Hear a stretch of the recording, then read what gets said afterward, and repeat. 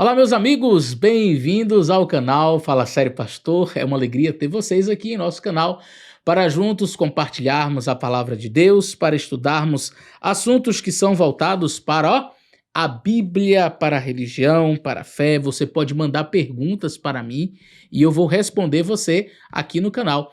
Mas, como você já sabe, estamos em uma série muito interessante, uma série muito importante para nós. Nós estamos estudando a lição da Escola Sabatina nesse trimestre. Eu fiz os comentários a pedido da Casa Publicadora Brasileira e agora eu estou transformando em vídeo aquilo que eu comentei na lição da Escola Sabatina, que a proposta está excelente. Olha, a lição, um tema, o grande conflito. Pensa numa lição boa.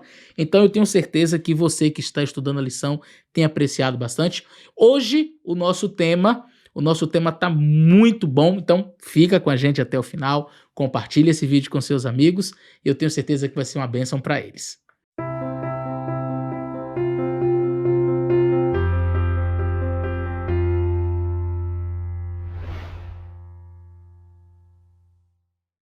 Muito bem, meus amigos, como eu mencionei para você, o tema geral da lição da Escola Sabatina desse trimestre, o grande conflito, tema excelente, fantástico mesmo.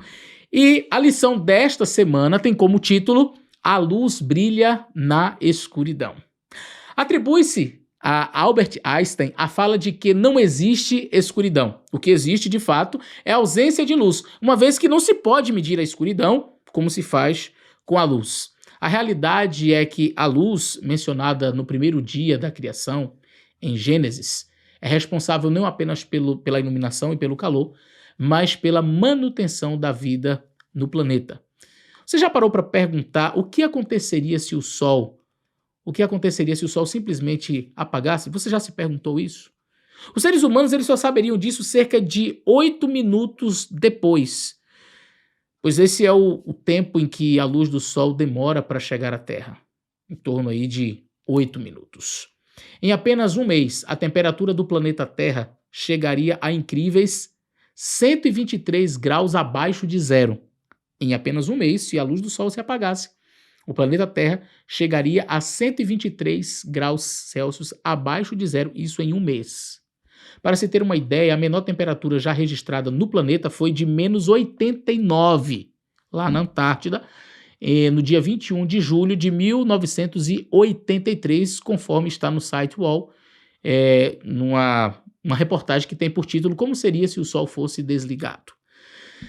Em 2 meses, praticamente não existiria mais vida na Terra, pois as temperaturas estariam beirando aquilo que a ciência chama de zero absoluto. Não é à toa que Cristo fez a analogia de que seus discípulos deveriam ser a luz do mundo. A luz do mundo. Bom, feita essa pequena introdução, eu queria analisar 3 tópicos com vocês neste comentário da lição desta semana. Primeiro tópico, a escuridão invadindo o cristianismo. Com a perseguição romana aos cristãos no primeiro século, eles se espalharam pelo império e por onde iam, eles pregavam o evangelho. Satanás percebeu que fracassaram os seus esforços para destruir o cristianismo por meios violentos. Ele então mudou a tática. Ao invés de perseguição e morte, ele inseriu heresias no cristianismo, provocando uma perseguição interna. O objetivo era destruir o cristianismo de dentro para fora. E como isso ocorreu? O passo mais importante, talvez, para a inserção das heresias foi tornar o cristianismo a religião oficial do Império Romano. Todas as perseguições deixaram de existir, mas o preço da liberdade foi alto. Constantino, o imperador, ele foi a figura mais importante neste processo, sendo o primeiro imperador romano a se declarar cristão. Bom, com sua conversão, e aqui eu digo conversão entre aspas, porque nós não temos como definir se foi realmente uma conversão genuína, mas, enfim, também não podemos julgar a conversão de ninguém, não é? Com a sua conversão, o cristianismo deixou de ser uma religião mal vista e perseguida e uniu-se ao Estado, tornando-se a principal religião do Império Romano.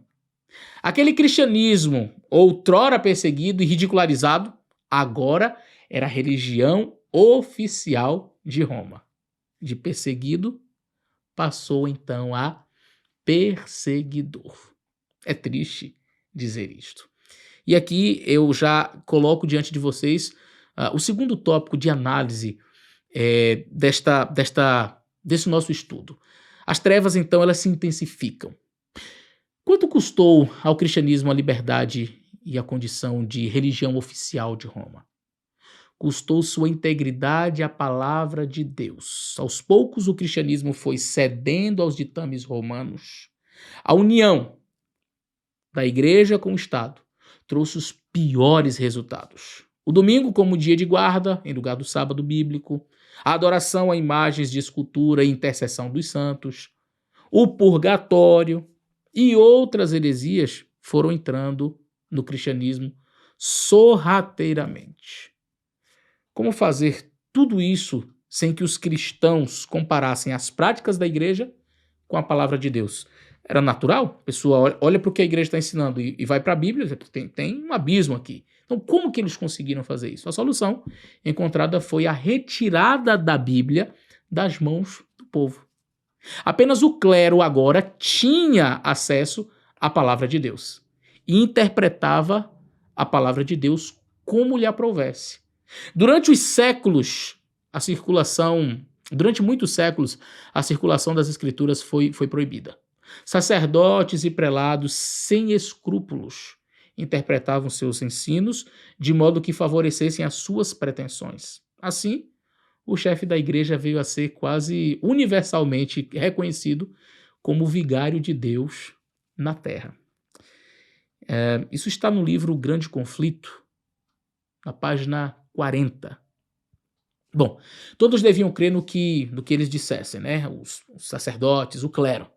O período de trevas se intensificou significativamente. Entretanto, é necessário dizer que, mesmo em meio às mais densas trevas espirituais que cobriam a terra, o mundo conhecido na época, não é?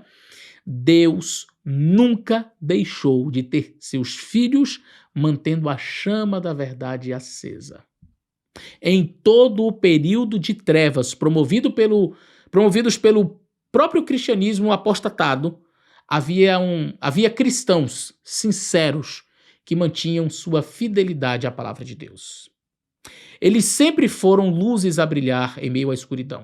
Valdenses, albingenses, huguenotes e outros servos de Deus ao longo da história são a prova viva de que a palavra de Deus nunca deixou de brilhar. Homens que praticamente deram a vida. E quando eu digo praticamente, eu estou falando assim, literalmente mesmo. Homens que eles escreviam a Bíblia à mão, eles ensinavam as crianças, eles decoravam longos trechos da Bíblia e foram perseguidos e mortos. Eles deram uma vida para que hoje, por exemplo, você tivesse este livro traduzido para poder estudar, para poder ler. Eu fico triste porque muita gente não valoriza isso.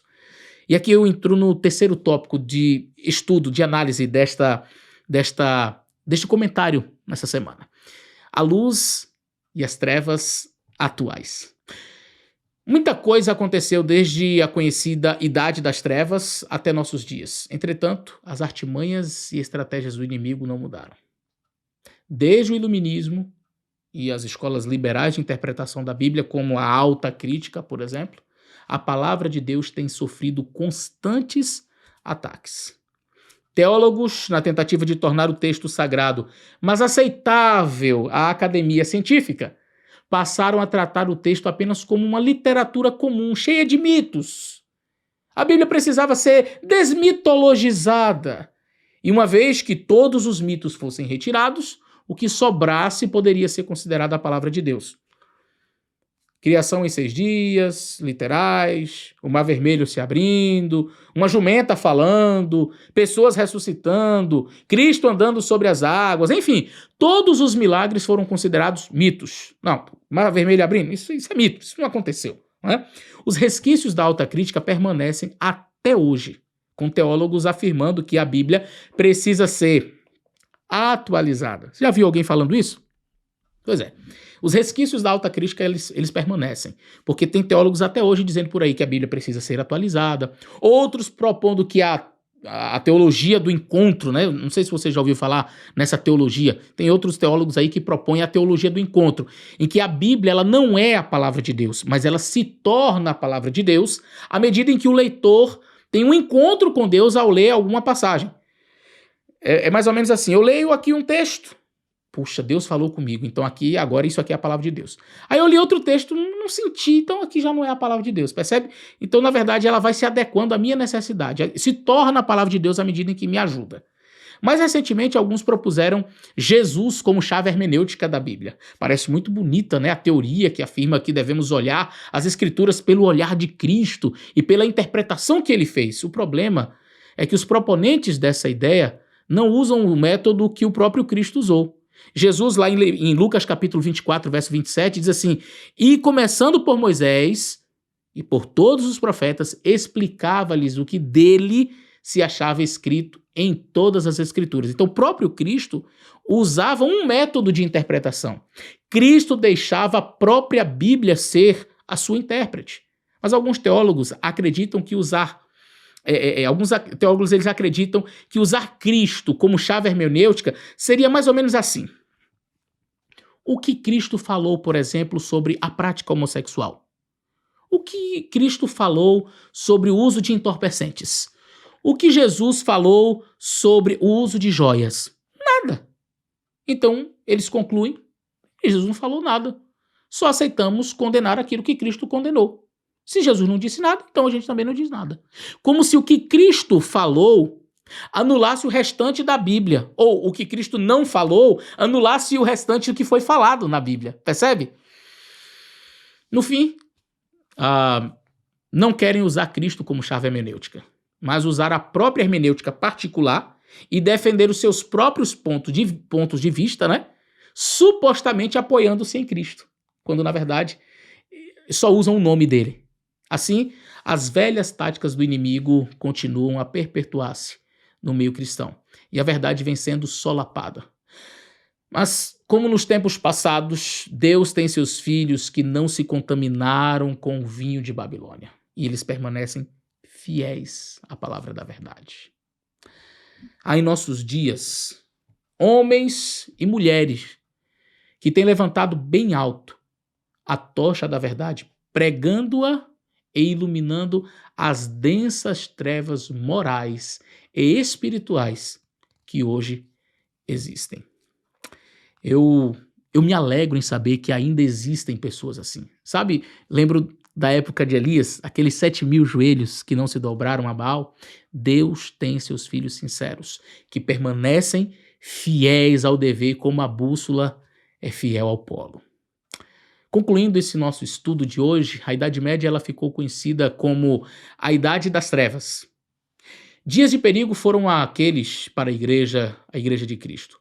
Os fiéis porta-vozes estandartes eram realmente poucos. Embora a verdade não fosse deixada sem testemunhas, às vezes parecia que o erro e a superstição prevaleciam completamente e a verdadeira religião seria banida da terra. O Grande Conflito, página 43.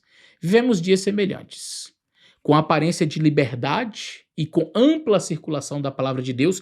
Nunca se testemunhou tal distanciamento da Bíblia e de suas verdades. Olhe, com aparência de liberdade, com a ampla circulação, nunca na história teve tanta Bíblia circulando pelo planeta. É o livro mais traduzido e vendido do mundo. Mas também nunca se testemunhou tal distanciamento da Bíblia e das suas verdades. A impressão é de que a verdadeira religião será banida da terra.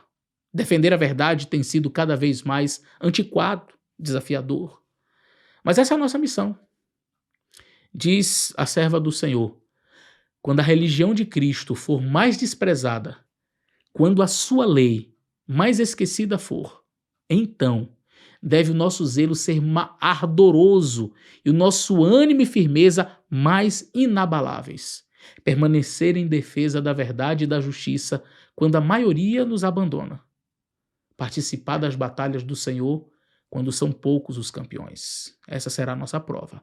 Naquele tempo, Devemos tirar calor da frieza dos outros, coragem de sua covardia e lealdade de sua traição. Isso está no livro Testemunhos para a Igreja, volume 5, página 115. Eu quero dizer para você que esse tempo chegou. Que Deus te abençoe. Até o nosso próximo vídeo.